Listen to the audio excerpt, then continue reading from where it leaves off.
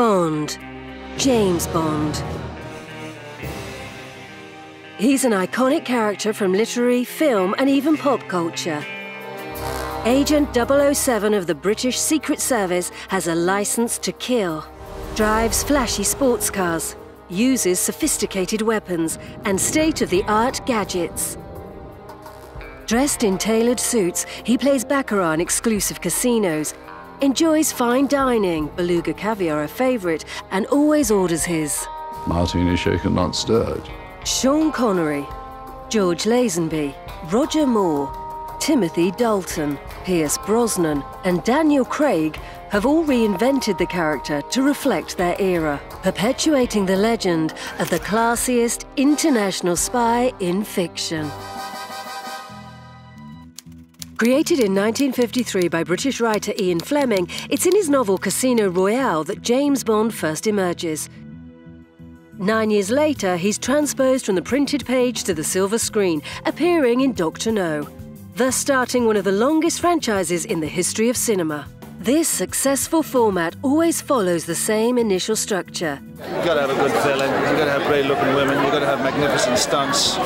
There is a flirty and playful exchange with the iconic secretary, Miss Moneypenny, as 007 waits for the call to go into the office of M, head of MI6, and the person responsible for briefing him on his new mission to save the world and the human race.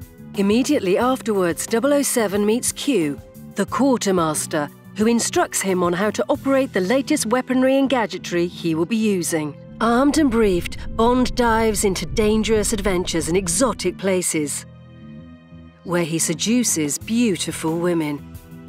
Whilst en route to face and confront the Machiavellian villain capable of torturing him with deadly exotic animals, from which he always succeeds in escaping in high-octane action scenes, with the help of parachutes, helicopters, boats and planes, and accompanied by a Bond girl with whom he celebrates with champagne the successful demise of his evil nemesis.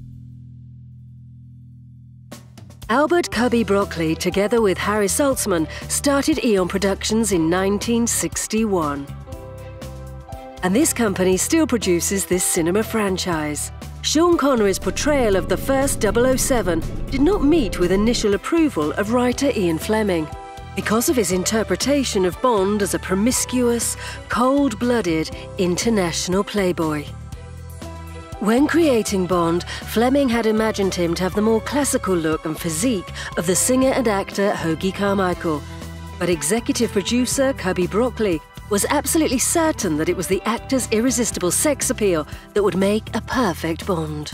He got his way. Connery is a tremendous attraction here tonight, as well he might be.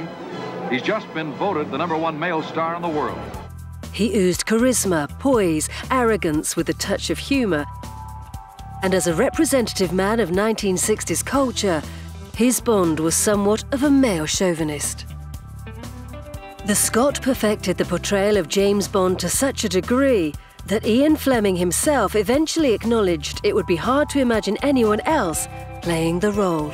For many people, 007 will always be the actor who first encapsulated the spirit of the iconic international spy, Sean Connery. And Connery was the man. He's the one that you want to stand up beside. He was the one that I want to be as good as him, better than him, bolder than him.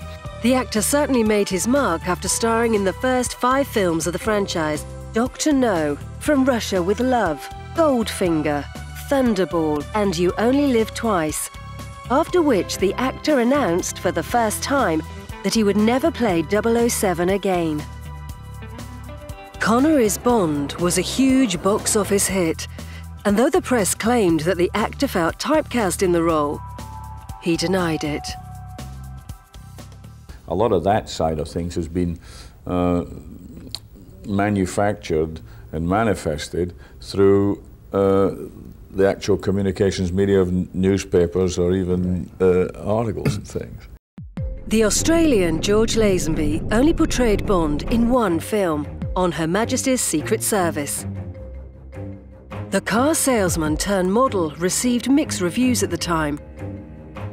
For some, he was nothing more than Connery's substitute. Others felt that he had humanized the character because this was the first and only time 007 ties the knot in a film. But the actor was unhappy with the role, and his agent even believed that Bond would soon become outdated, all of which led him to resign from the role, even though he had signed a contract to star in the next 6 films. I can't say I wholly enjoyed it as a thing. I mean, it was very difficult. It was much more difficult than I thought it would be. With the people around me weren't exactly helpful, all of them. United Artists Studios were absolutely convinced they wanted Sean Connery back as James Bond for the next film, Diamonds Are Forever. He was enticed back for the astronomical fee at the time of $1.25 million.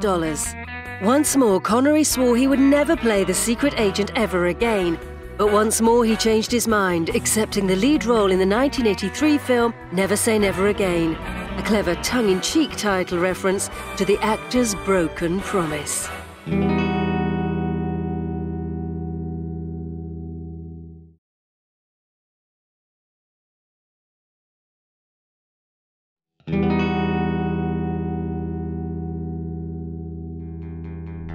Roger Moore was already a recognized actor when he picked up the reins of the famous character. He had become well known for portraying Simon Templar in The Saint, as well as Lord Brett Sinclair in The Persuaders when he co-starred with Tony Curtis. In both television series, the British actor portrayed a charming playboy, but he wanted to distance himself from his former TV image, giving Bond a sense of humour, learning to engage in some good-natured self-deprecation, and making the most of his boy-next-door good looks. Well, it's been a great advantage. I don't know why anybody complains about having a sort of short nose and blue eyes. I mean, I don't think I'd have got a job otherwise. Roger Moore also brought his personal taste to his portrayal of the spy. He swapped Bond's weapon of choice, a Walther PPK, for a Smith & Wesson .44 Magnum. And 007 now smoked Cuban cigars instead of the cigarettes that the character had typically lit up until then. Moore played the role of James Bond for more than a decade, starring in 7 films, beginning with Live and Let Die, The Man with the Golden Gun, The Spy Who Loved Me, Moonraker, For Your Eyes Only, Octopussy, and finally, A View to a Kill. Oh, no, I don't think I will. And I'm not going to say whether I'm going to do another one, because that puts my price down, you see. I keep them guessing. Sir Roger Moore left the role when he turned 58. He was not comfortable playing a mature secret agent surrounded by ever younger Bond girls, something for which he was criticised for at the time. When I realised that all the leading ladies were younger than my granddaughter. Timothy Dalton was the next 007, starring in The Living Daylights, followed by Licence to Kill. A classically trained Shakespearean actor, Dalton preferred his interpretation of the spy to closely resemble the character in Ian Fleming's novel. More serious, reserved, and much colder than any of his predecessors, Dalton's portrayal is considered to be the darkest of the 007s.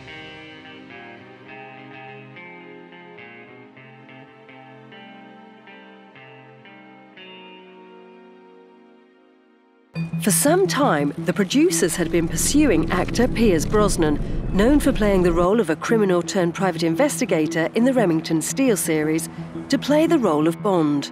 Like Moore, Brosnan's acting style was suave and smooth. Times were changing, and therefore Bond's character in the 90s was not so aggressive or sexually dominant.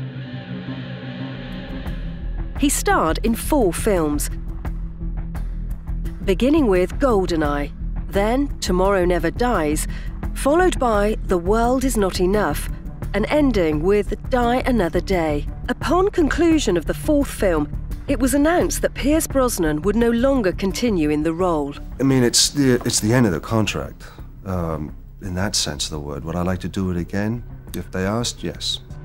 Wanting to further modernise the persona and character, and coincidentally having finally acquired the rights to Ian Fleming's first ever spy novel, the era of Daniel Craig as Bond begins with his portrayal of 007 in Casino Royale, even if he didn't resemble or conduct himself like the stereotypical 007 to which we were accustomed.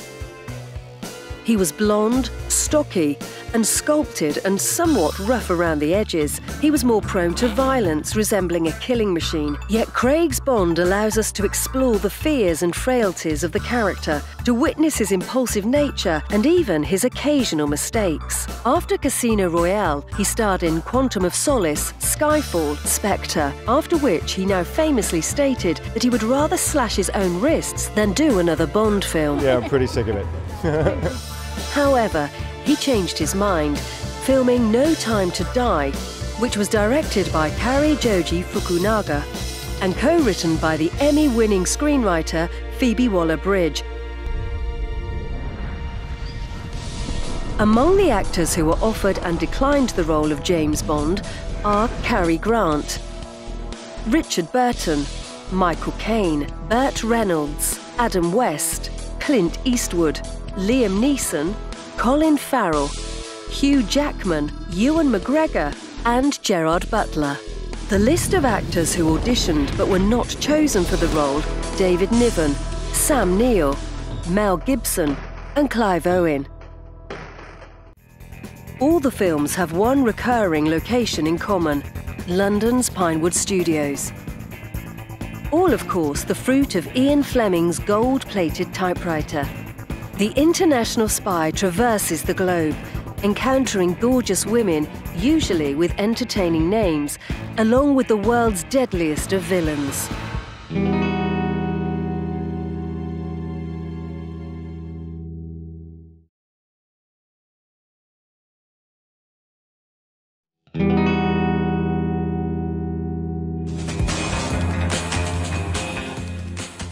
Dr. No, 1962.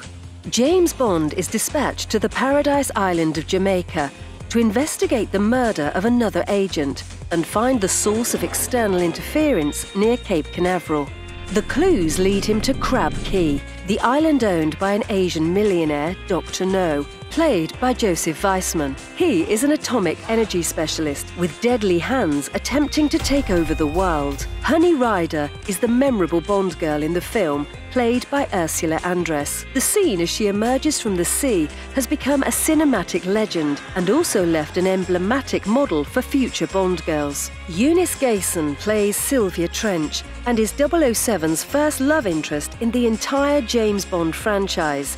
And Zena Marshall is cast as the malevolent Miss Tarot, a very seductive but evil informant. The scene with the tarantula walking on Connery's arm has gone down in feature film history. The scene was initially shot with Connery's arm protected by glass, but as the end result did not look good, it was refilmed with a double. From Russia with Love, 1963.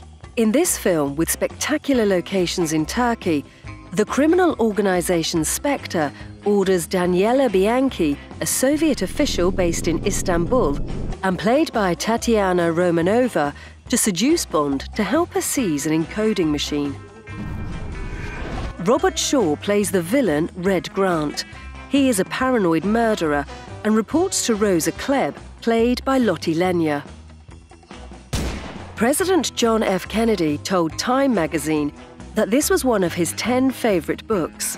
From Russia with Love was the last film he saw at the White House before going to Dallas, where he was assassinated. Goldfinger, 1964. Set in Geneva and Miami Beach, it is in this film that the beautiful Shirley Eaton, in the role of Jill Masterson, is killed by skin suffocation, having been covered with gold paint. Her sister, Tilly Masterson, played by Tanya Mallet, tries to avenge her sister's death, but fails. The Bank of England suspects that the culprit was the jeweller Goldfinger, played by Gert Frober, who is the biggest smuggler of the valuable metal. Bond finds out about Goldfinger's Grand Slam operation, detonate a device, therefore causing the price of gold to rise, but 007 is captured and narrowly escapes death from a powerful exterminating laser beam. He eventually electrocutes Oddjob, the villain's bodyguard and deaf-mute assassin with a deadly metal-rimmed hat, played by Harold Sakata. The Bond girl is portrayed by Honor Blackman, with the unforgettable name of Pussy Galore. There is an iconic fight scene between 007 and Pussy inside a barn at Goldfinger's stud farm in Kansas. Thunderball, 1965. Between the lights of Paris and the crystal waters of the Bahamas, Spectre steals 2 nuclear bombs from NATO and threatens to destroy a metropolis if the British government does not make a payment of £100 million. Emilio Largo, played by Adolfo Celli, is the evil protagonist and number 2 of the criminal organisation Spectre, with Domino, Largo's mistress, played by Claudine Auger. Molly Peters interprets the role of Patricia Fearing, a nurse who succumbs to the charms of Bond, and Fiona Volpe is Luciana Paluzzi, a murderer with whom 007 engages in a lethal last dance. Many of the scenes in this film, both romantic and action, take place at sea, including an iconic underwater fight where sharks are co-stars. You Only Live Twice, 1967. The disappearance of 2 space capsules brings the superpowers to the brink of war. The British Secret Service sends Bond to investigate, but before arriving in Japan, he fakes his own death in an attempt to throw his enemies off his scent. Donald Pleasance is Ernst Stavro Blofeld, head of the Spectre organisation, whose intention is to start World War III. The Bond girls are Mie Hammer, who plays Kissy Suzuki, a Japanese agent with whom 007 celebrates a fake wedding. Karen Dorr, who plays Helga Brandt, a dangerous criminal who eventually dies devoured by piranhas, and Akiko Wakabayashi, who plays a ninja agent. Sean Connery had to learn karate for the film and appears dressed in his Royal Navy uniform for the first time, confirming his position as a British naval commander. On Her Majesty's Secret Service, 1969. The only film starring George Lazenby is set between Portugal and Piz Gloria, Switzerland, where 007 is surrounded by a harem of false patients from a clinic that is in fact a front for Spectre leader Ernst Stavro Blofeld. Telly Savalas plays the role of the diabolical Blofeld, Bond's arch-enemy. 007 receives an offer from the head of a crime syndicate, Draco, portrayed by Gabriele Fazzetti, that will lead him to Blofeld on the condition that Bond marries his daughter Tracy, a countess, played by Diana Rigg, who Bond originally stopped from committing suicide. The spy thus becomes a married man, but is widowed, leaving his wedding following an attack by Blofeld and his henchwoman, Irma Bunt, in a performance by Ilse Steppart. Diamonds Are Forever, 1971. The film marks the return of Sean Connery as Bond. Egypt, Las Vegas, Amsterdam, and South Africa are the settings in which 007 impersonates a diamond smuggler. In this film, Charles Gray plays the role of the evil villain Ernst Stavro Blofeld, along with a pair of criminals played by Bruce Glover and Putter Smith, who have been hired to eliminate the traffickers. Bond is confronted by Bambi and Thumper, acrobatic guards of tycoon Willard White, played by actor and singer Jimmy Dean, and who is the owner of the casino where part of this story unfolds. Neither the curves of Raquel Welch, nor the talents of Jane Fonda, nor the gaze of Faye Dunaway were enough to land the role of Bond girl Tiffany Case, which was interpreted in the film by Jill St. John, thanks to an extraordinary audition. She stars alongside the voluptuous Plenty O'Toole, played by Lana Wood, a girl Bond meets at a casino, but ends up dead when she is mistaken for Tiffany.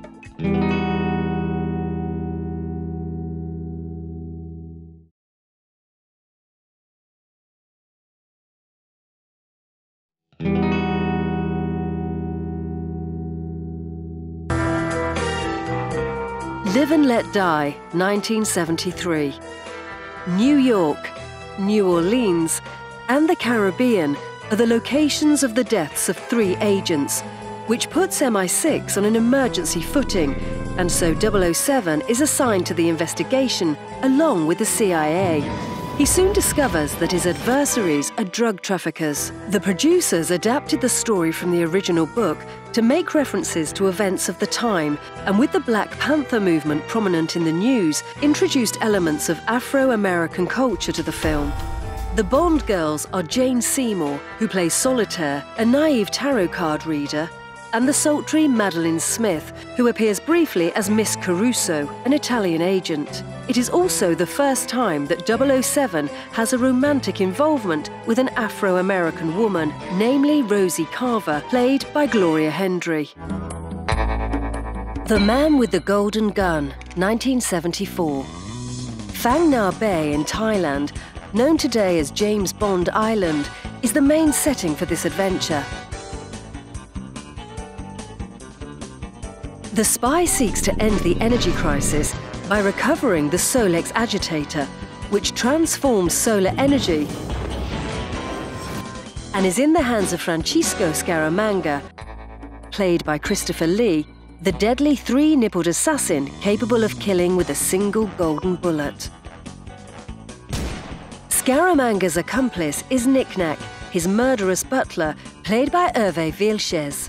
The Bond girls are the Swedish actress Britt Ekland as agent Miss Mary Goodnight, and Maud Adams as Andrea Anders, lover of the Man with the Golden Gun. The Spy Who Loved Me, 1977. Egypt and Scotland are some of the locations where two nuclear submarines disappear, forcing the British Secret Service and the Russian KGB to work together. James Bond and KGB agent XXX, Major Anya Amasova, played by Barbara Bach, who was the wife of the Beatle Ringo Starr, investigate the disappearances.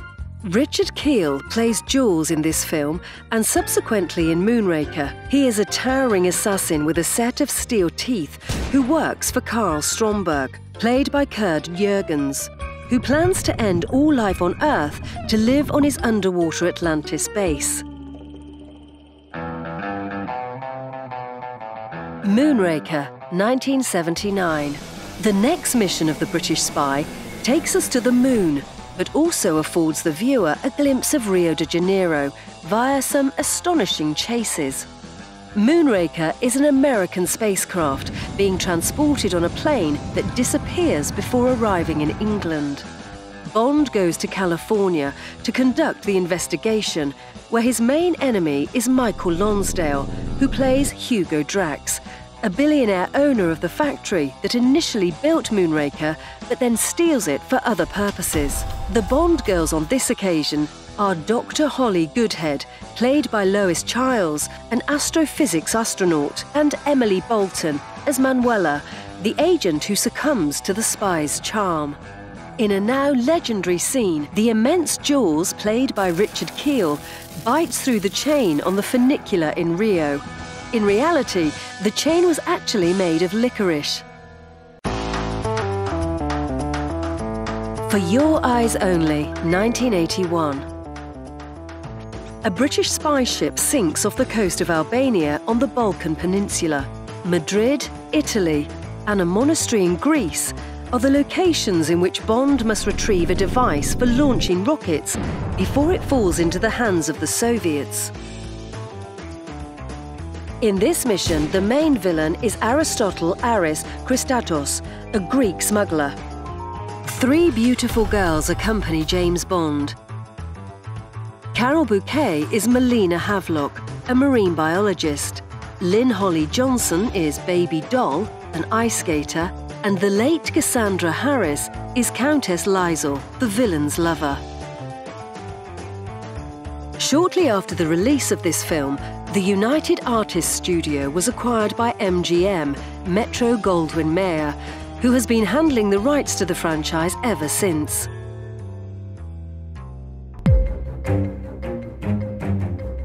Octopussy, 1983. India and Germany are the backdrops of this story, where Bond replaces Agent 009, who was killed with a fake Fabergé egg in his hand.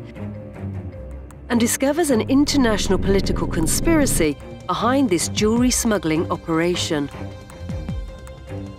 The villains are Steven Berkoff as Orlov, a Soviet general, Louis Jordan, the smuggling prince Kamal Khan, Christina Wayborn, his accomplice Magda, and Kabir Bedi, his deadly assistant Gobunda.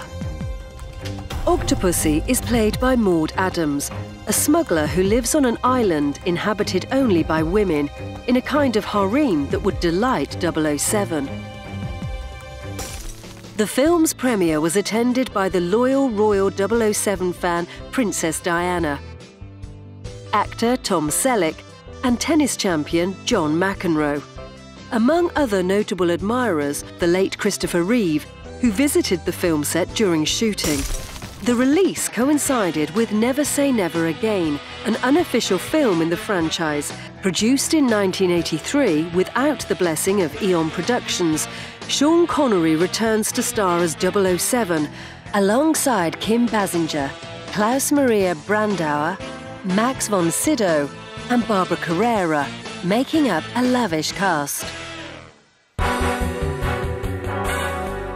A View to a Kill, 1985. Paris, San Francisco, and Siberia are the backdrops for this latest film, as it becomes clear the Soviets have copied the design of a microchip that is immune to a nuclear explosion. There are indications that an industrialist, the evil Max Zorin, played by Christopher Walken, is behind the plot. After receiving Best Supporting Actor in the 1979 film The Deer Hunter, Walken is the first Academy Award winner to take part in a James Bond film. Singer Grace Jones is Mayday, a murderous lover of the psycho businessman. Tanya Roberts plays Stacey Sutton, Bond's romantic interest and granddaughter of a tycoon. And Fiona Fullerton is Pola Ivanova, a Soviet agent with whom 007 has various romantic scenes.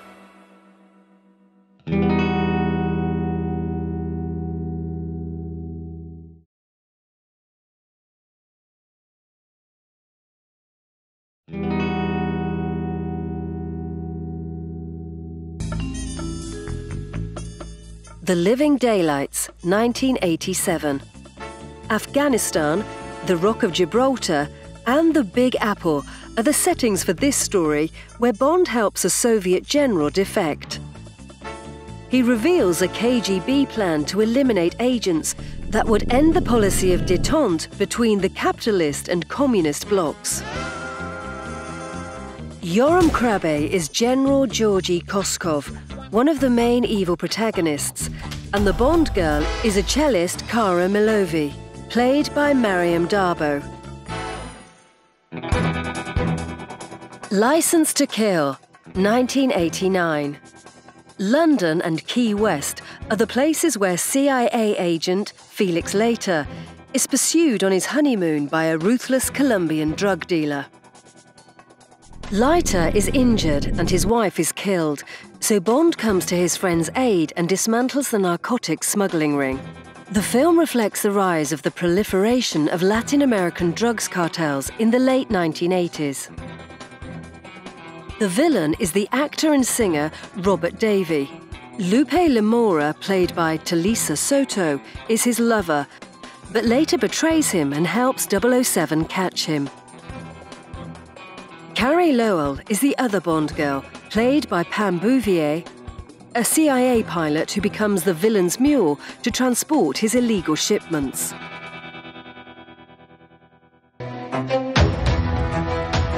GoldenEye, 1995. GoldenEye is the name of Ian Fleming's home in Jamaica. But this story does not unfold there, but in Monte Carlo, St. Petersburg, and Africa.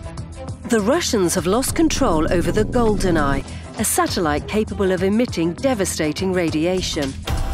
The Bond girls are Xenia Onatop, a sadomasochistic killer who enjoys suffocating her victims with her legs, and played by Famke Janssen, and Isabella Scorupco as Natalia Simonova, a computer programmer.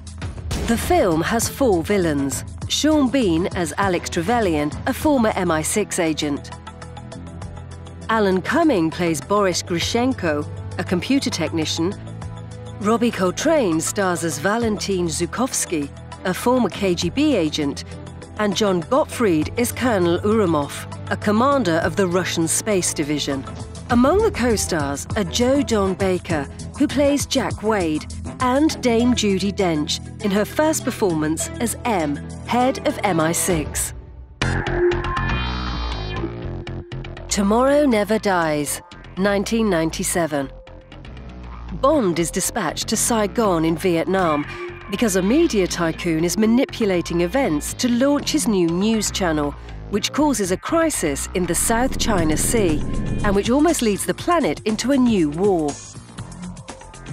Jonathan Pryce plays Elliot Carver, the media manipulator, and Vincent Schiavelli is the assassin Dr. Kaufman, another of Bond's opponents who he must defeat. The Bond girls are Michelle Yeoh, playing Colonel Wai Lin, Cecile Thompson as Professor Inga Bergstrom, and Terry Hatcher as Paris Carver, who had been a girlfriend of 007 and is now the wife of the Machiavellian businessman. In this film, approximately 197 people die, making it the bloodiest installment of the entire franchise.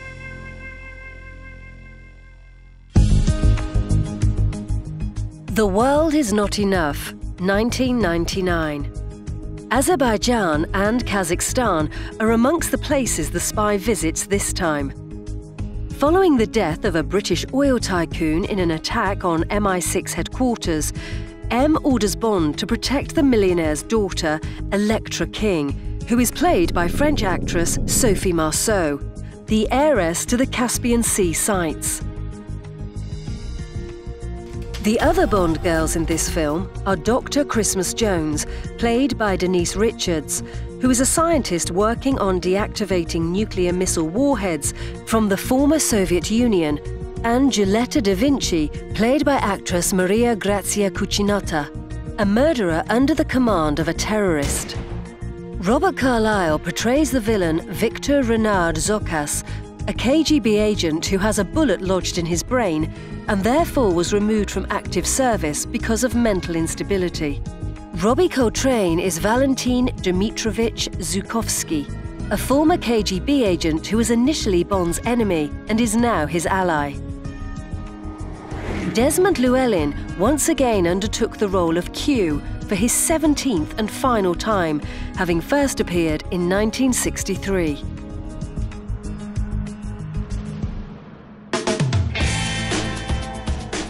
Die Another Day, 2002.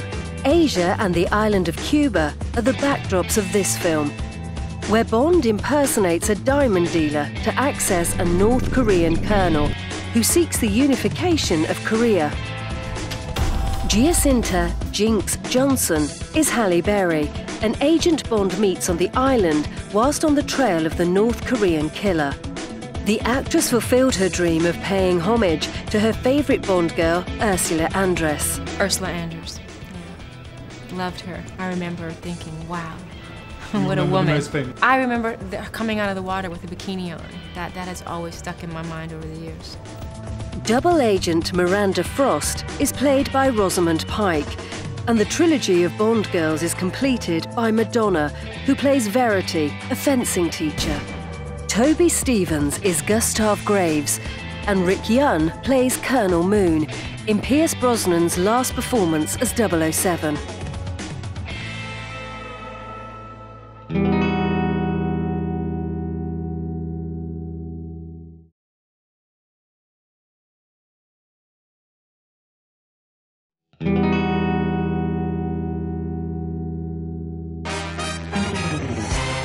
Casino Royale, 2006. Much of this story unfolds in a fictitious casino where James Bond's mission is to dismantle a terrorist network funded by a sinister banker and expert card player called Le Chiffre, played by Mads Mikkelsen. With the help of Vesper Lynd, portrayed by Eva Green, a British government treasury agent 007 falls in love with, he must win a crucial poker game. Daniel Craig became the first actor nominated for a BAFTA award for playing James Bond, thanks to his performance in this film.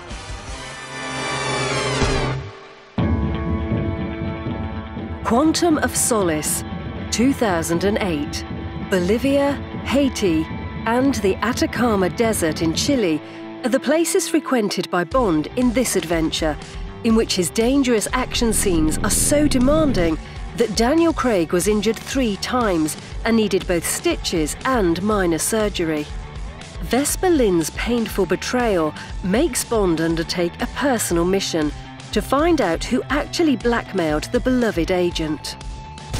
Giancarlo Gianni returns as René Mathis, a former MI6 agent who collaborates with 007 and sets him on the tracks of the suspect, a ruthless businessman played by Mathieu Amalric, called Dominic Green, head of a corruption network, and who now intends to trigger a coup d'etat in South America.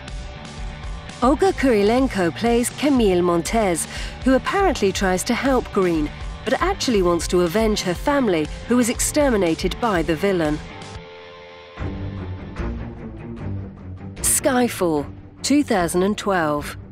Scotland, Turkey, and China are the locations where Bond's loyalty to M is tested when ghosts of the past return to haunt her. 007 must neutralize a threat targeting MI6 via Raul Silva, a cyber-terrorist and former intelligence agent performed by the Spanish actor Javier Bardem. Berenice Malo is the enigmatic and seductive femme fatale Séverine, who sees in Bond an opportunity to leave the Spectre organization, and Naomi Harris plays Miss Moneypenny. Other characters include Ralph Fiennes as Gareth Mallory, the new MI6 boss, Albert Finney as Kincaid, the housekeeper of Bond's family property, and Ben Whishaw as Q. Spectre, 2015. In a spectacular initial sequence, the film starts during the celebration of the Day of the Dead and includes real images of the actual parade of this Mexican tradition, given the popularity of these images. In this story, a cryptic message from 007's past leads him to the terrorist organization Spectre to discover that they are involved in new crimes. Christoph Waltz is Blofeld in this story, where it is revealed he is the adopted brother of James Bond. Monica Bellucci plays Lucia Sciarra, widow of a known criminal and the first contemporary Bond woman with 007. And French actress Léa Seydoux is Dr. Madeleine Swann, a psychologist and the daughter of his old enemy, Mr. White, and with whom James Bond falls in love, and for whom he decides to leave everything. No Time to Die, 2020. In the 25th film of the official 007 franchise, Bond has left the Secret Service and finds himself enjoying life in Jamaica when his friend Felix Leiter asks him for help finding a missing scientist. The film marks 14 years since Daniel Craig started playing Bond, making him the actor with the most time in the role. Cary Joji Fukunaga replaced Danny Boyle as director after the latter had disagreements with the production company. Fukunaga is the first American director to direct a Bond film and the first of Asian descent. Also, Emmy and Golden Globe Award winner Phoebe Waller-Bridge was added to the writing team to add a woman's perspective and her unique sense of humor. Among the other well-known stars who appear in their previous roles in this new film are the beautiful Léa Seydoux, the bold Naomi Harris, the distinguished Ralph Fiennes, and psychotic Christoph Waltz. Ana de Armas is the new Bond girl, and Rami Malek, coming off his Oscar-winning performance for his portrayal of Freddie Mercury in Bohemian Rhapsody, debuts as the evil Safin, who theorists believe to actually be Dr. Julius No, paying homage to the first film and villain in the Bond franchise.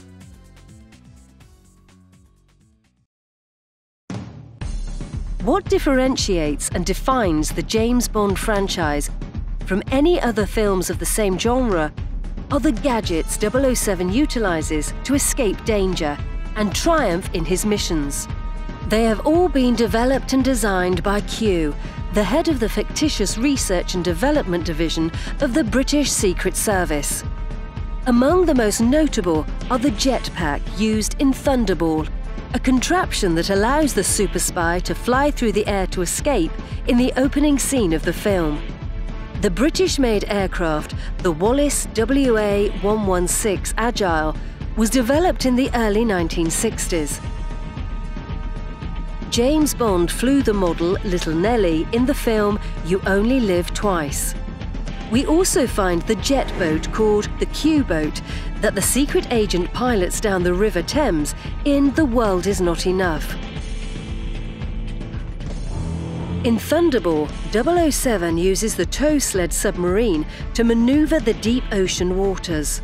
In For Your Eyes Only, Bond uses the Neptune submarine to dive deep. Another feature of the 007 films are the cars, represented in a very special and unique way by the British car maker Aston Martin and used in most films. These include the Aston Martin Vanquish used in Die Another Day, the DB10 made exclusively for Spectre, and the Aston Martin DBS used by James Bond in Casino Royale. Also noteworthy is another iconic British car brand, the Lotus Esprit, which featured in The Spy Who Loved Me, and which converts into a submarine, or the Lotus Esprit Turbo, which 007 drove in For Your Eyes Only. 007 also has a certain weakness for German cars, like the BMW Z3 that he drove in Puerto Rico, or the BMW 750iL in Tomorrow Never Dies. Weapons also play a prominent role in the James Bond films. From the famous golden pistol wielded by the villain Francisco Scaramanga in The Man with the Golden Gun, to the Walther PPK and Colt Python 357 Magnum, to the Beretta 418, preferred in Fleming's early novels and then replaced after receiving criticism from a fan that a Beretta was a lady's gun. If we took an analytical view of the 007 franchise, the information would tell us he has eliminated 405 villains and had close to 60 romances over the years. Bond has wielded more than 72 firearms, driven 46 cars, used 156 gadgets, and indulged in just over 302 units of alcohol. The Bond films have grossed $7 billion worldwide at the box office in today's money, with Skyfall being the highest-grossing film of the entire spy franchise. Exquisite care has been taken with the visual aesthetics of the Bond films. From the use of colour, art direction, scenery and costumes, down to the creation of posters that are true works of art, James Bond's face and even his body may change, but that change is of no significance. Sean Connery, George Lazenby, Roger Moore, Timothy Dalton, Pierce Brosnan, Daniel Craig. They are all members of an exclusive club, a group any man would want to be part of. Strong, bold, classy, and always accompanied by the most attractive women. This is without a doubt No Time to Die.